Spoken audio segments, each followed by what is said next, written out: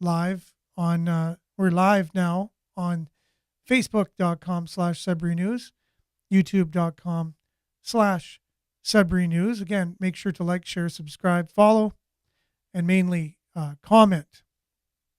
As I was just hit the live button, Billy. I forgot to hit the live button. Can you imagine that? Sorry, you forgot to what? To hit the live button. Yeah, for our streaming on YouTube and Facebook. But after I realized it wasn't on, I clicked it. So you learn something each and every day. So how about we get right into, we got all kinds of things to talk about, including a weather warning going on right now, issued by Environment Canada, a travel advisory, and all kinds of sports headlines and news headlines. And of course, we have Billy here. And good morning, Monique. Thanks for joining us. Got off to a little bit of a weird start this morning, but yeah, we're going to make a good day out of it. We'll be back with a little bit of weather right after this.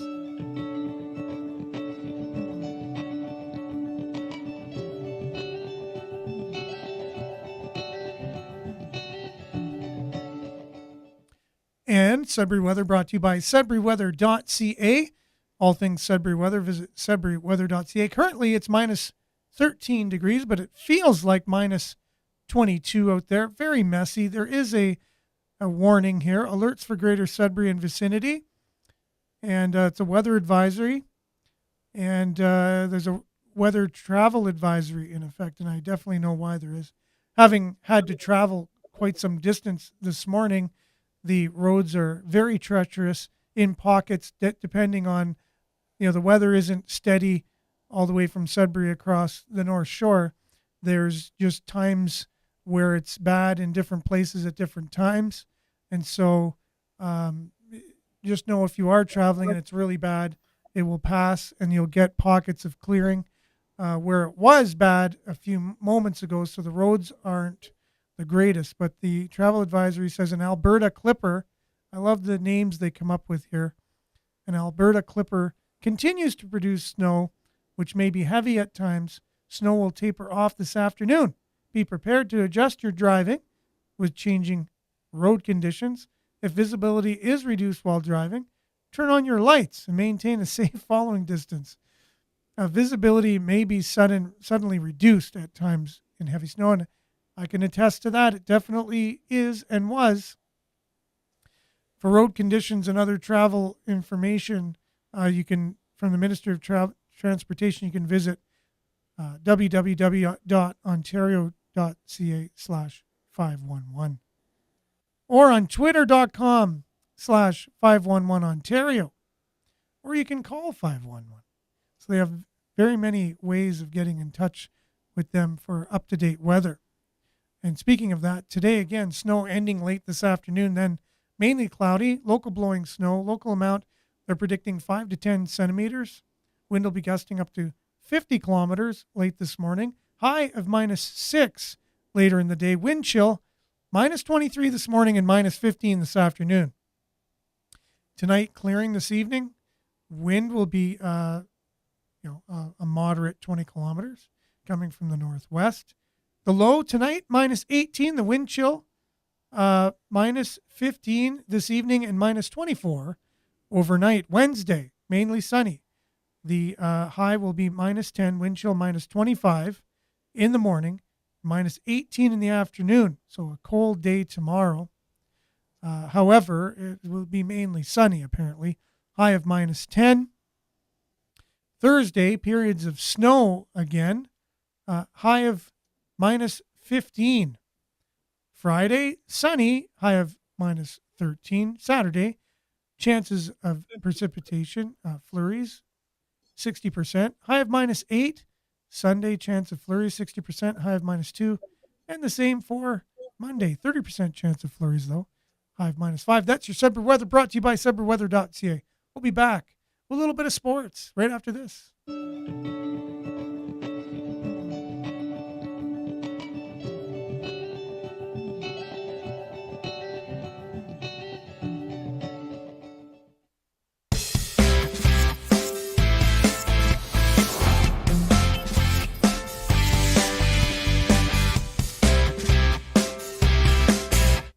And Sudbury Sports brought to you by SudburySports.com.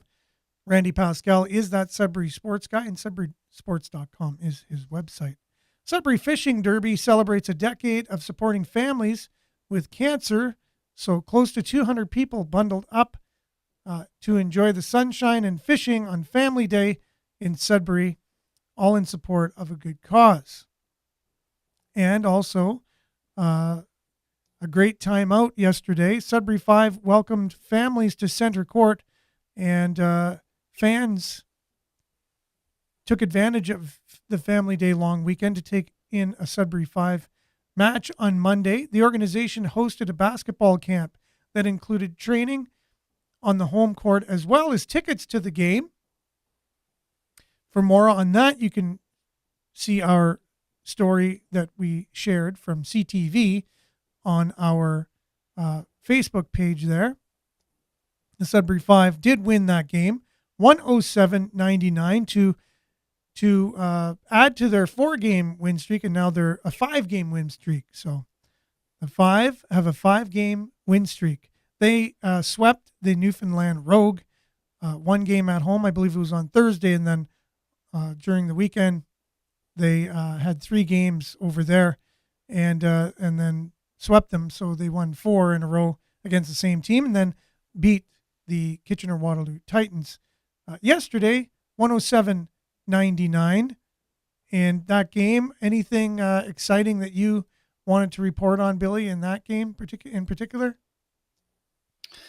I noticed it was a particularly raucous game. The fans were really into it. It was pretty close the whole time, and it was. Everyone kind of took notice that was a heck of a game. Right on. So an exciting one. So it was a long day, I guess, for the people at the Sudbury Arena, right? Because they had all the festivities and things before the game, and Family Day, and the basketball camp, obviously, before that, and then the game. So did you take part in any of the pre-game stuff as well, or no? No. Just the game. Just the game itself. Okay. But yeah, I think the workers there, they're probably used to that, because man, they got big setups to turn over. Like it's turning it into an ice rink back to a basketball court and back all the time. I think they're pretty used to doing a lot of stuff quickly. Yeah, it's constantly changing it, and so these guys have had a lot of practice doing that, and it's amazing how it is transformed. Right, for the basketball game, looks like a totally different building altogether. Completely, yeah. Yeah, in a different atmosphere. It's a different vibe altogether. A Sudbury 5 game, but great on the Sudbury 5. They won. They are on a 5-game winning streak, and they believe they've only lost 3 games so far this year. So they're on their way, definitely, to looking like, so far, if they continue to head into the playoffs, for sure they'll make the playoffs, no problem. And the Sudbury Wolves, speaking of making the playoffs, we're just hoping that they will be able to do this. It was a great game on Friday night. They beat the Erie Otters 8-3. It was a fabulous game. They looked on top of their game. Krawchuk got the start in that game, played outstanding. Unfortunately, it didn't bode for them well after that, in that they lost their 2 next games on the road. First of all, to the Mississauga Ice. It was Mississauga they lost, I thought, against, but maybe not. Why do I have the? No, it was Niagara. The Niagara Ice Dogs that beat them 6-2. It was 3-2 going into the third period, however, and we definitely just to the bottom fell out. We came against a hot goaltender. We doubled the amount of shots against the Ice Dogs, but for some reason they were able to get the win. Hard loss. And speaking of hard losses, yesterday also against the Peterborough Petes, 4-0 was your score there as well. So unfortunately, the Wolves have lost their last 2 games. But again, here, the 45 shots from they pummeled their goalie. But again, a hot goalie, 45 shots. That's a lot of shots. Pete's only got 34 shots, right?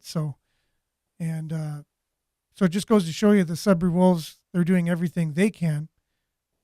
And yeah, it's just a matter of, I guess, just luck, lady luck to be on their side from now on.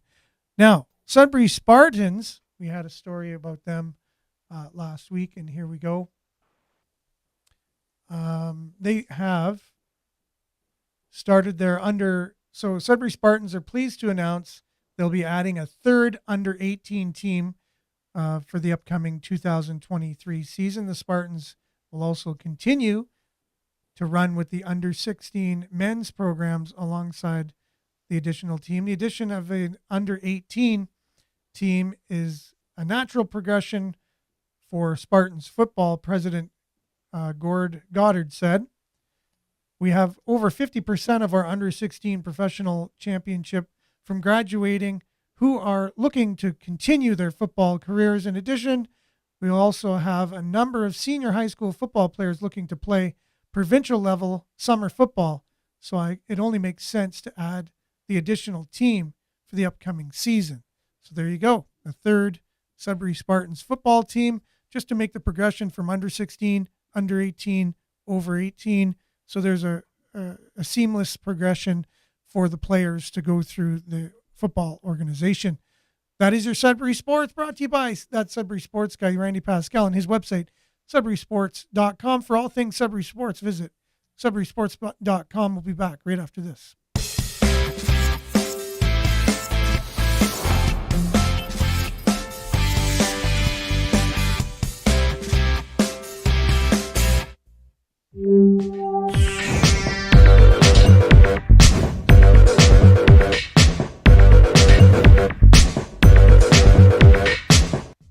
All right, and we're back with Billy and some of the headlines we'll be talking about today.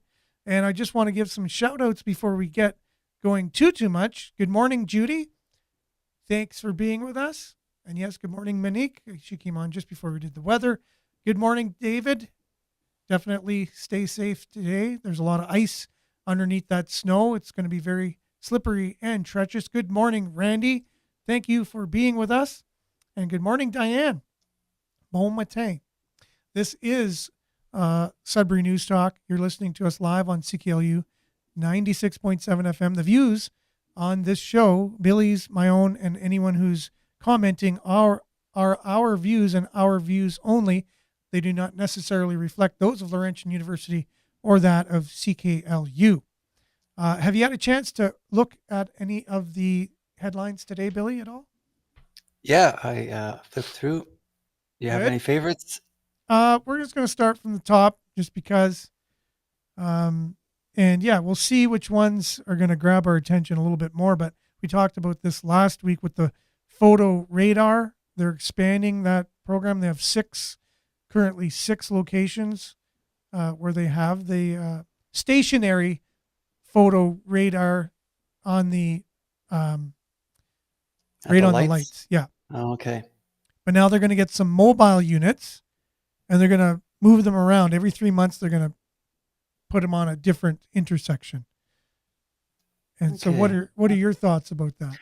Well, I'm kind of open to arguments on those. Again, I'd like to see, kind of what the numbers are. Do they talk about what the savings are?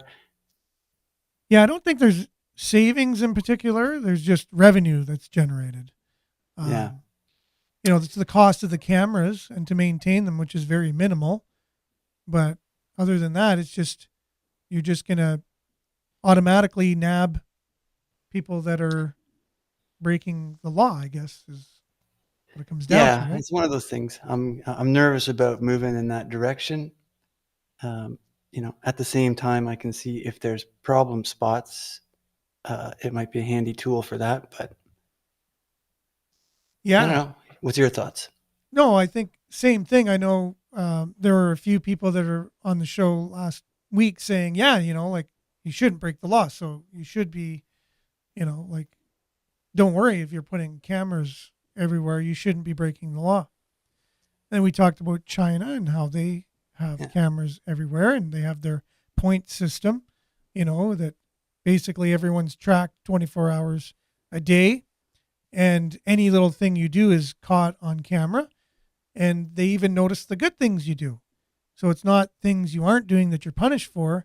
They reward you for doing good things and give you points. Yeah, it's kind of behavior modification, I guess. Yeah, for sure.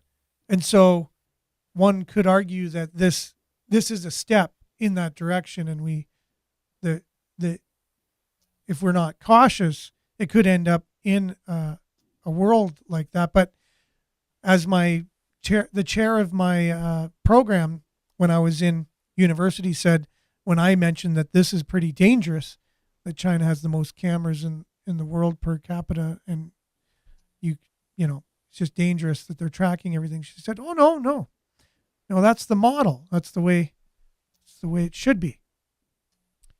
And so she was at the head of the communications program at Laurentian University, and that's what her belief was.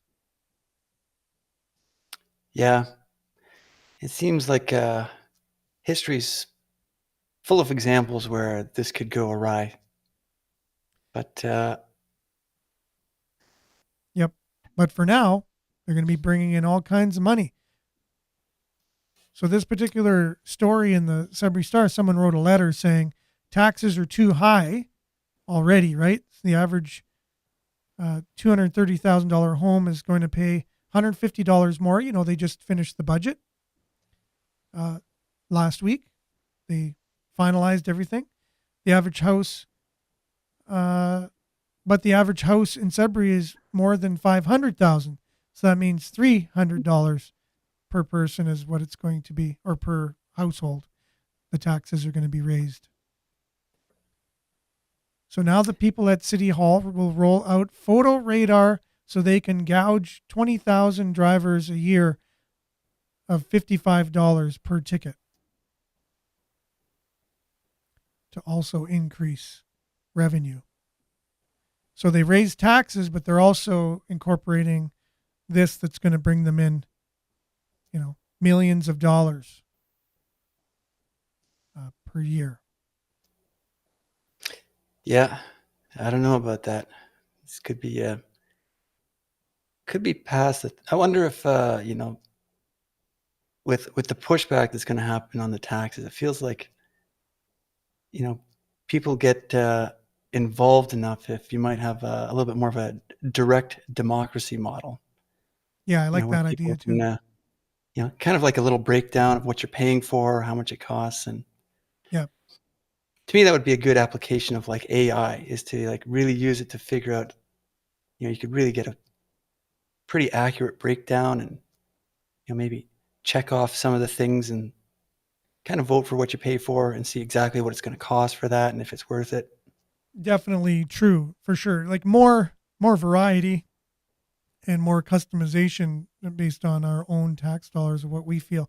That way, it's automatically the tax dollars will go towards things that people feel are important, and it won't just be politicians top down. Now, this letter goes on to say, all in all, I wish I could move out of Greater Sudbury. It's run by the same people who've taxed us to death for more than 20 years. And why is there even such a thing as the library? And why are we paying Dr. Penny Sutcliffe over $800,000 in 2020, Sudbury's medical officer of health? So much from local taxpayers. Yeah, that's local taxpayers that were paying that. Is it? That's not the Ontario government? Oh, I don't know. Maybe. I don't know. This according to Yeah. this letter. I Right? mean, it's still coming from the same source, just going to different Yeah, pools, I guess. You could argue. I could go on, but no one will listen anyways. I love that in the letter. Oh, it's crazy. It seems everything government does, people hate. Go figure in a democracy. It's funny. It's true, right? We always talk about democracy, and these leaders always coming out saying, "Oh, threats to democracy," to their enemies, to the people that don't agree with them. They're always a threat to democracy somehow. It Yeah. doesn't make That's the any thing. People sense. complain on the couch, but like, really, is there much action? I Yeah, think that's probably you know, I think if it activates action, people getting up, and Yeah. because I think the democratic model will work. It's just I think we're kind of acclimated to just letting somebody else fix it for us. Yeah. Well, I guess, yeah, but when you actually go out and do something about it, you could be demonized too, like happened Well, here. that's part of the process. You're Yeah. in a tug of war with people who don't want change. They like the way Yeah. it is, and it works for them. You stand up to something and then you are, demonized and your bank accounts are shut down uh, against human rights, basically. Hmm. And the Emergencies Act is invoked against you by your own leader who says you're a threat to his democracy somehow.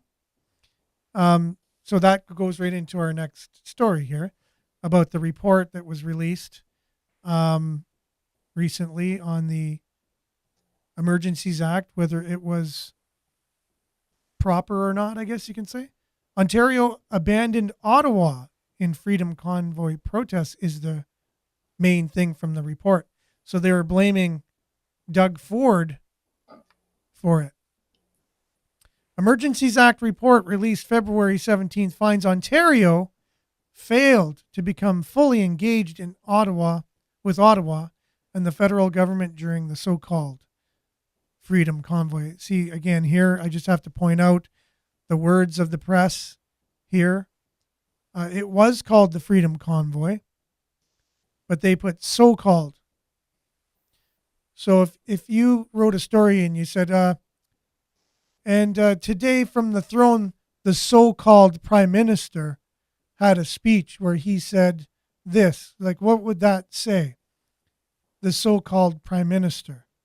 Hmm. Is that like what does that tell you Oh, it's about? got a very a subtle Yeah, psychological effect, and that's right. That's what I'm hearing in the media. Anyways, I just wanted to call that out that the you can just tell mhm. the bias in media. So the so-called Freedom Convoy protest last winter. This is from the Canadian Press. Sudbury.com just reposted the Canadian Press. So Ontario was found to be at the crux of why everything happened. So this isn't political in any way, right? Doug Ford is conservative and Prime Minister Justin Trudeau is liberal. So this wouldn't be political in any way, just blaming someone else from another party in the province for doing it. I can't see that being political in any way. But Justice Paul Rouleau, the inquiry's commissioner, concluded that Ontario was reluctant to become fully engaged with the city of Ottawa and the federal government and called the province's reluctance to resolve the situation in Ottawa, quote unquote, troubling. He found that better collaboration at the political level from the start could have helped the, quote, communication, jurisdictional, and resourcing issues that plagued the early response to the protests, unquote. Again, he goes on to say it could have provided the people of Ottawa with a clear message that they had not been abandoned by their provincial government during a time of crisis. Okay. So that's interesting. So the federal government, which has its parliament in Ottawa, said that Ontario was not doing what they needed to do in order to rectify the problem. Didn't they also Yeah, blame the local police as well, the federals yeah, people? yeah, I think so. But I think there's probably that element. And I remember getting a sense of and I talked to people who are involved in higher level positions, and they didn't feel right about what was going on. They felt like the federal government was breaking the law on this. There was like they were crossing a boundary that they had, you know, agreed in the Charter of Rights not to cross, and they were crossing it. And it's like, that sort of thing in history. What's that phrase where you're just following orders? And sometimes you got to make that sort of moral decision. Should I follow these orders? So Yeah, I for have a sure. feeling there's a lot of people in the chain who are kind of Reluctant, hmm, reluctant. Yeah. And including the that might be a Ontario case of that. government, right? So Yeah, the I got that sense. the protesters were protesting a federal mandate. They weren't protesting a provincial thing. So, and protests, as far as I last looked, were still legal in Canada. So they expected the police, the local police, to somehow stop the protests from happening. Then they expected the provincial government to stop the protests from happening. And then, arguably, they enacted an illegal uh, Emergencies Act illegally, um, which was that's why this commission was held to see if it was legal or illegal. So it was arguably illegal. It wasn't cut and dry. So then they just took it upon themselves to invoke a War Measures Act against their own citizens, something that was only supposed to be used in time of war, to disband Well, that's arguable if we're in the mostly. time of war. Yeah, well, I think a war of words, a war of ideology. But this war, nobody was coming down there and being um, confrontational in terms of force. So, and they called it No. occupying too. So, again, the wording, they were occupying Ottawa, which they weren't. They were protesting. And sure, it was truckers that were protesting and they brought their trucks and it took up all the room down there, obviously, uh, because they have big trucks. That's who were doing the main protesting. So, were they not allowed? They were legally registered trucks. They bought the gas. They paid the taxes for that. They lost their jobs because of a federal mandate. They wouldn't no longer be able to pay their mortgages, feed their families because of a mandate that was now looked back at as being totally in the wrong and not needed when you look at the science of things. They overreacted. And to this day, as far as I know, there's been no compensation for these people losing their jobs for the wrongful, um, actions of our federal government. Am I wrong on this, or am I off on No, a I think you're on a limb? I think you're right, and I think it probably comes down to the individual to look at the situation. You I think we live in a time where there are a lot of a lot of corrupted institutions. Money has this sort of corrosive effect on society, and it's kind of probably past a point where the laws are not followed as intended. So you have that kind of situation where history will probably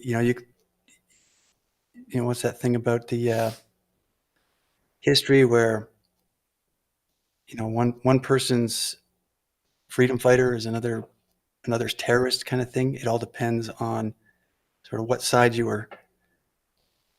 emerges as the historical victor. And it's only written by the victors, obviously. In the Mhm. end, it's only told by those. Miles is saying, though, just to go back to the lighting situation at the lights, to that it was reported earlier. It was described as being operated by the Toro Police Service or the Toronto Police Service, and the city is paying $15,000 per month per camera, and that's the cost. So it's not only just the camera. I think it's the operation of it to make sure it operates properly, and it's probably a you know um, proprietary system that needs to be operated. So $15,000 a month. Um, Sorry, $15,000 per, you say month month? per camera. Yes. Okay, we have a comment here about the back to the truckers thing. I'm just trying to see the name. That's okay. It looks like Doobsy. Doobsy Yep. So Haverly. good morning, everyone. The level of government, every level of government failed in Ottawa with its so-called freedom convoy. I like that so-called again. They pointed their collective fingers at each other and said, "You do something." I think, yeah, we saw a lot of that in the news, right?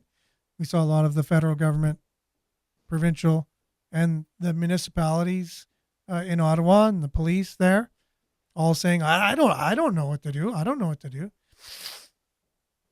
And Monique says it was definitely the federal government that failed Canadians.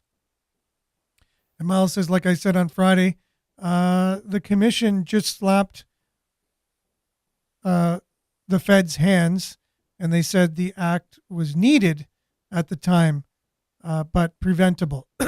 But yeah, I guess it was preventable, and then the blame was placed on Doug Ford's provincial government at the end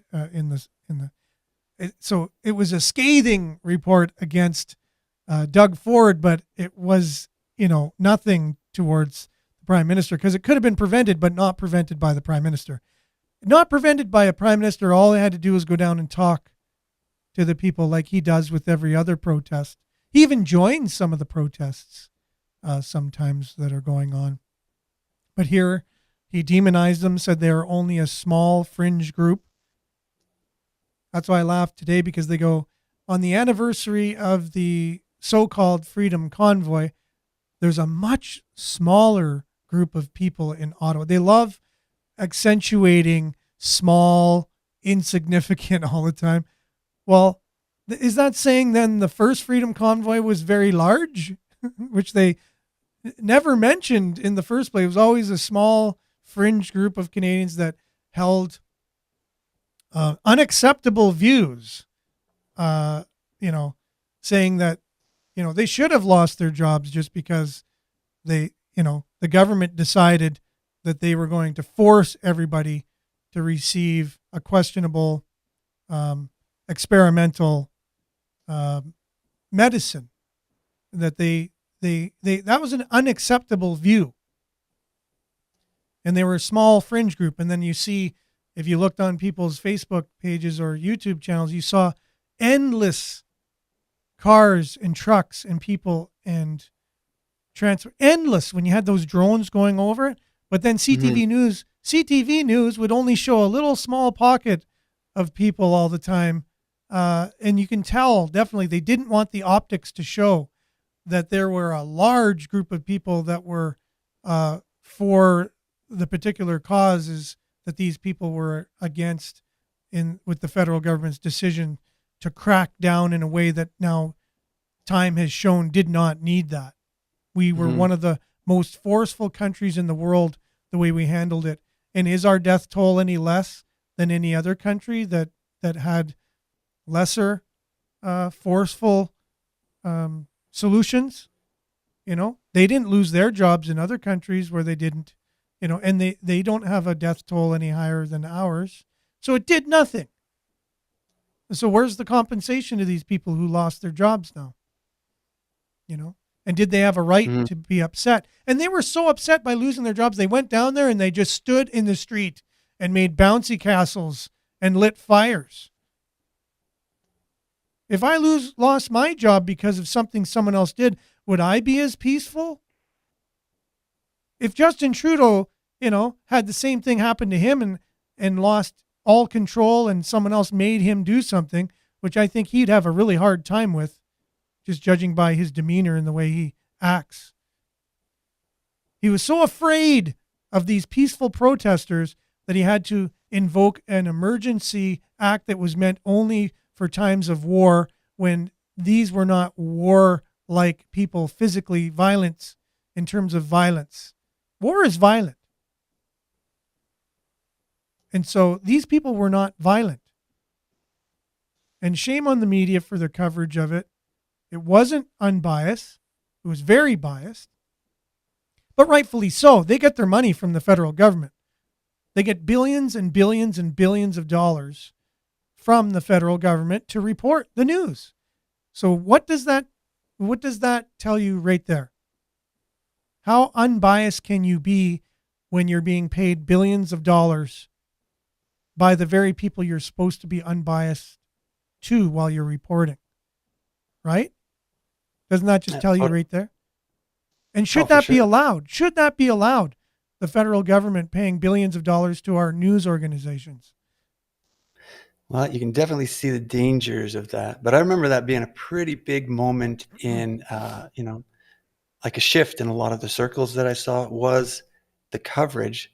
One, I mean, the convoy, like how on one side there was just like a huge like sense of like, oh my God, that's huge. Like that is, and people on that side of things feeling like, oh, I'm not so alone and a little bit more, uh, Yeah. Other able to come people. out a little bit more in expressing Yeah. themselves. I think there's kind of a silent majority kind of thing where people, Yeah. they keep their mouth shut because the media is depicting a different image that they Yeah. feel like the outsider, and they weren't such an outsider. Yeah. But and on the other side of it, people who were very, you know, uh, followed the mainstream media and were kind of, uh, you know, running with that narrative, realized, oh my God, the media is definitely not representing the truth here. No, definitely not. And then even when they're favorable towards, they say something positive about the movement that just happened and whatever they say. Oh, and the small movement that did inspired certain people to do things, and even inspired people all across this country. They said, well, no, it actually sparked the similar things all across the world. The whole world was they started a worldwide movement. And that's how, what I know this, and I have a full-time job that's not reporting news, and I do this voluntarily 2 hours in the day, and I'm able to know it sparked a worldwide event, and I don't even get paid by the federal government to report the news. You know what I mean? I don't. So how did they not know it sparked a worldwide movement in a lot of countries? They looked to Canada and went, holy crap, these guys are really, we're going to do the same thing. So they did in their countries, including the United States, which again didn't get very much media attention. Now, Erica's saying, was anyone shocked by the outcome, though? Liberals were right. Shocking. Yeah, that's true. And let's see here. Vin says corruption at both the legislative and executive branches exposed blatantly. Also, why has no one been held to account for the perjury that took place during the inquiry? Although it wasn't an official court proceeding, they were still under oath. Interesting. And then Diane says Canadians on bridges and streets, Canadian flags, proud to be free, peaceful protest. For sure. It really was a showing that, we're known in Canada to be kind of more laid back and not really go out and stand for things, right? We're kind of known for that, which I thought was interesting because my two grandfathers fought in World War II. And my one grandfather told me, he said the Canadians were known as the most dedicated, skilled, and just proficient soldiers. They had reputations that if a Canadian soldier was coming in for this battle, that everybody knew that they were going to bring their A game, kind of thing. So also you look at our sport, it's not our national sport because lacrosse is, but the one that's the most popular, which is hockey. And the way we play that game, it's very, physical, and, we're very physical. But when it comes to politics, over time, we have not really been the same way, even though we're very spunky and, we can just, It's a good observation. Yeah. yeah. But this was the first sign of something like that. Like, this was the true Canadian spirit, when you really, and the chips are down and your back's against the wall and you got to do something about something. These people rose up to the challenge, Hmm. and they're not going to be vindified. Vindicated, but I like vindified. That's I'll get that one for the next dictionary. It's yeah, it's another verb. But anyways, so they're not going to be vindicated, obviously, through the liberal or the government, uh, institution. But they know inside their hearts what they stood for and why and what they did. You know. Yeah. But it's kind of like an interesting shift that might be happening is like in a lot of countries where they have like it's a corrupt government. Everyone knows it's a corrupt government, and the people have that sort of operating sort of worldview in their dealings, and in some way there's uh, they're knowing what they're dealing with. Where I think Canada's got kind of a mixture. We're moving into this sort of territory where there was, if you have that level of corruption but you don't know it, it's almost more dangerous than if the people do know it. So at least I think there's probably this is a bit eye opening to some of the problems out there that need addressing. For sure. Yeah, it says here that the province did feel it was the government's responsibility to resolve the situation because it was in Ottawa, and the protests were because of a federal vaccine mandate. But Rouleau concluded that Ontario only got fully involved when protesters blocked the Ambassador Bridge in Windsor, which is a major trade route in the United States. So this is a very political report here. It's basically, you can tell it has political bias in it, and I would invite anyone to read this report and come up with a different conclusion, that it's not a political report with political bias in it. It's very much a political statement that Justin Trudeau, even though he's the most investigated prime minister for crimes in Canadian history, he is above the law. He is proving that time and time again. He is above the law no matter what. And this is just another example of that. He can do no wrong, even though he's done a lot of things illegally and is investigated for those allegations of crimes, the most in Canadian history. He has come out on top, showing that definitely power, prestige, who your dad is, political affiliations, money come above all others, including integrity, honesty, truth. It does that. So what does that tell the people of our Canadian institution in the first place, right? What does that tell people? How much faith can they have in that? And that is what faith in democracy actually is. So everyone's worried about, these freedom fighters, threatening democracy. Who's the real threat to democracy here? Let's just look at it for what it really is. Got a lot of comments Yeah. coming through here. Uh, Go ahead, Billy.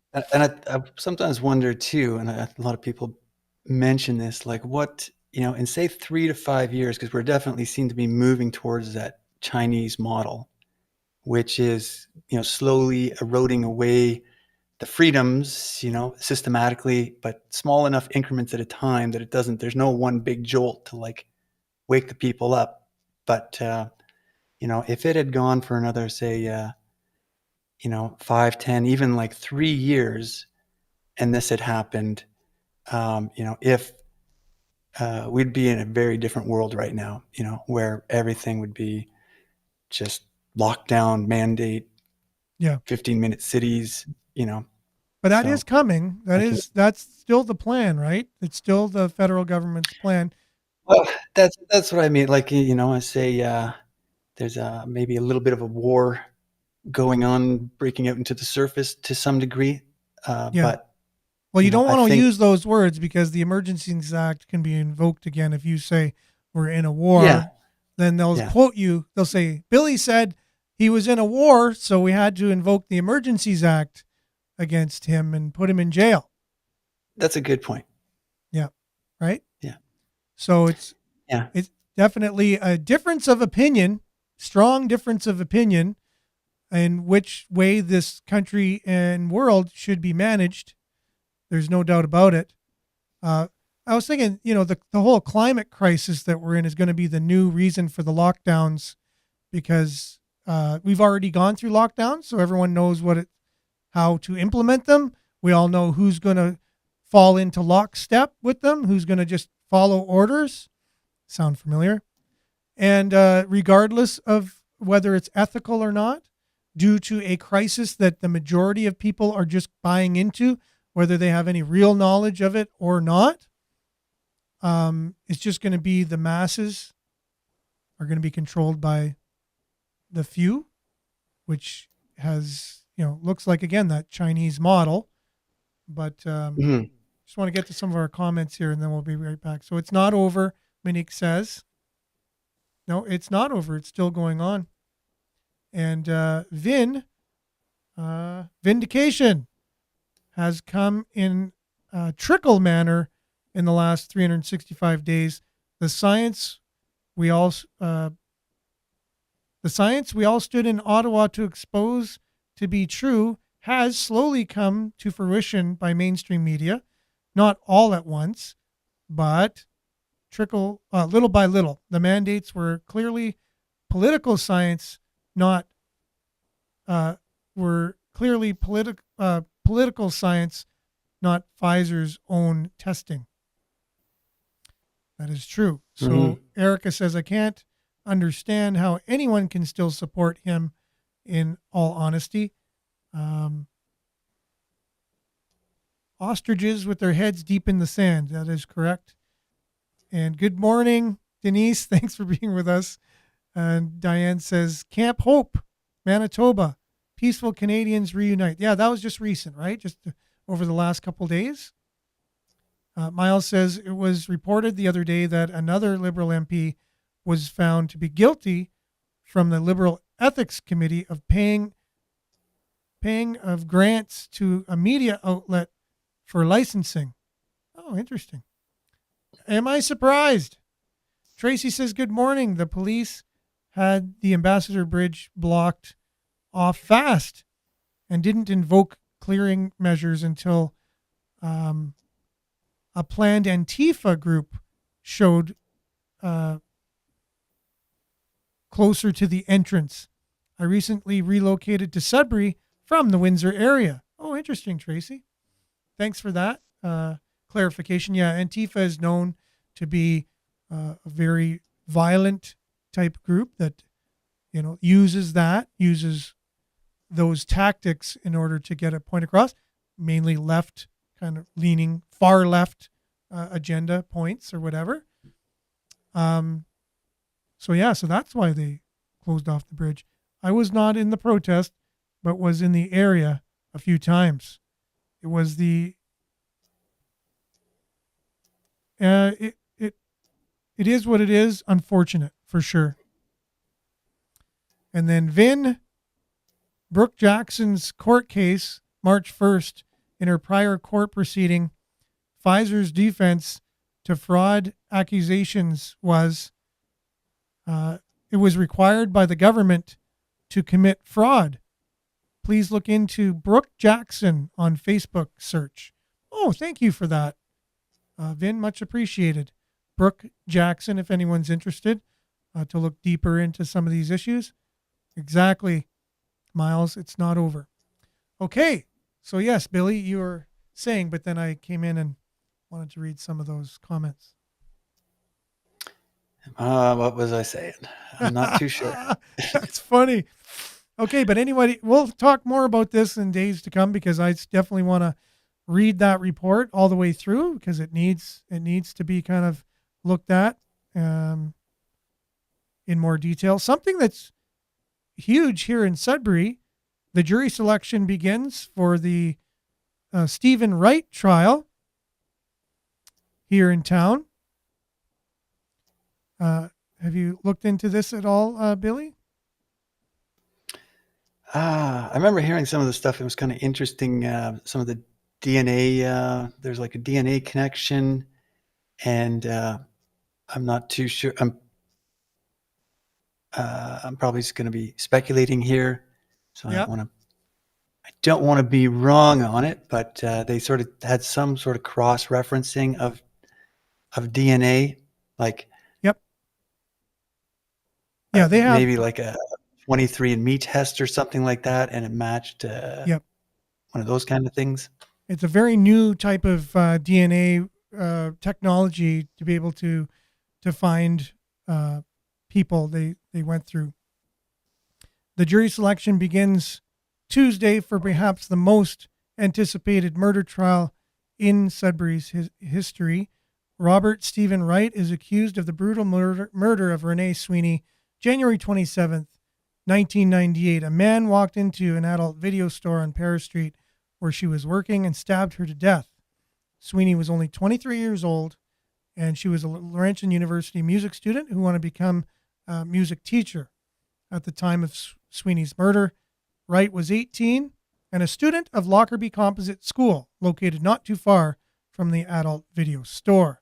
Sudbury police made an arrest shortly after the murder, but released the suspect when they realized they had the wrong man. That began a decades-long search for her killer. Wright, who is now 43, is facing a charge of second-degree murder. He has been in custody since the arrest in North Bay, December 2018, more than 4 years ago. On the eve of the long-awaited trial, Renee Sweeney's sister issued a statement marking a somber anniversary of Renee's slaying. In a statement released to the Sudbury Star, Kim Sweeney said that the main focus was Wright's Superior Court judge and jury trial. She said, although it marks the 25-year anniversary since Renee was murdered, and the pain of losing her is still as strong as ever, right now, her main concern is for the trial. I do not have a lot to say about the death of my sister and the impact of losing her has had on my life, but right now, there's nothing more important to me than a fair trial, and because of that, I will make no further statement. Interesting. The trial is expected to last about 5 weeks long. So as information comes available, we'll keep our finger on the pulse of that one. It's been 25 years, Billy, since that. Do you remember when that first took place? Mm-hmm. Huge in the news. Yeah. So sad. And it's still huge today. And that's all the time we have, unfortunately, for the show, Billy. But we had a great conversation about the scathing report against Doug Ford and how Justin Trudeau that's the only thing he could do. We know it's Doug Ford's fault. Okay, so that's your Sudbury News today on Sudbury News Talk on CKLU 96.7 FM. Thanks, Billy, for being with us today. Thank you. Hopefully we'll see you sooner than later. I don't know. We might only see you again next week, depending on the schedule, correct? Yeah, possibly Thursday. Oh, cool. Well, let's hope for that anyways. Oh, very kind of you. Tracy's saying, have a wonderful day. Thanks for the show. Vin, yes, thank you for being with us. Have a great day and stay safe. Monique, thanks, everyone. Stay tuned now for Earshot Daily on CKLU. Be back same time, same place tomorrow. Have a great one, everyone. Ciao.